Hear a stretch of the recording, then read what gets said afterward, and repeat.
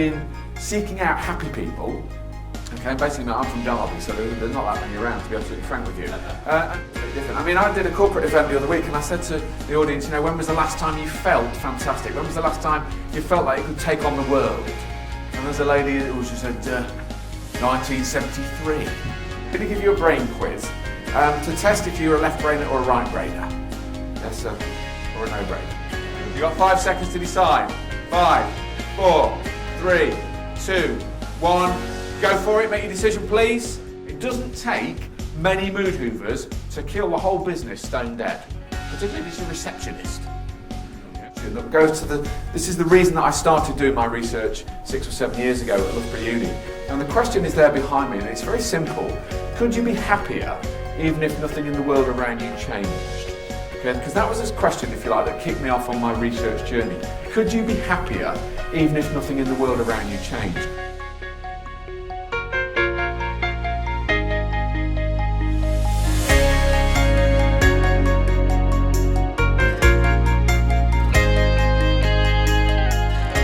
Certainly the answer in my head was a categorical yes, I could be happier. So what I was actually admitting to myself 7 years ago was nothing needed to change around me.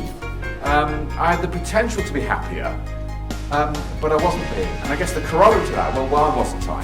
What was going on? Which led me onto this research sort of journey, if you like, which has been an absolute life changer. It really has been superb. Now, all of us have got a point during the day or during the week, if we graft your well-being, your positivity and your happiness, where you feel terrific, you can take on the world, yeah? This is you 10 foot tall and bulletproof. Lots of energy, lots of passion, lots of enthusiasm.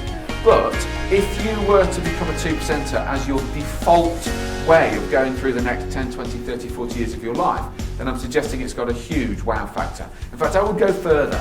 I would suggest I cannot think of anything more important you will ever do. Talking about a consistent and permanent shift of your mental habits into a position whereby you begin to flourish. And flourishing is exactly what I'm researching at uni. Flourishing is when you feel great, and guess what? Spookily enough, people around you also feel great.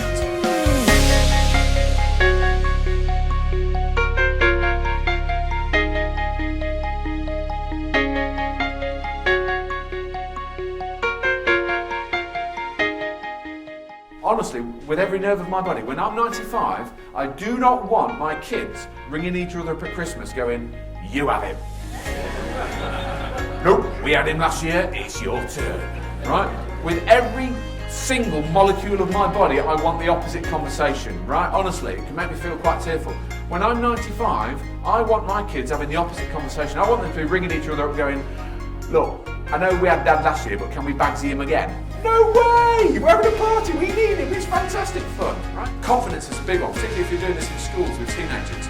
There's a big gap of confidence here. You can literally wait until you die to become confident.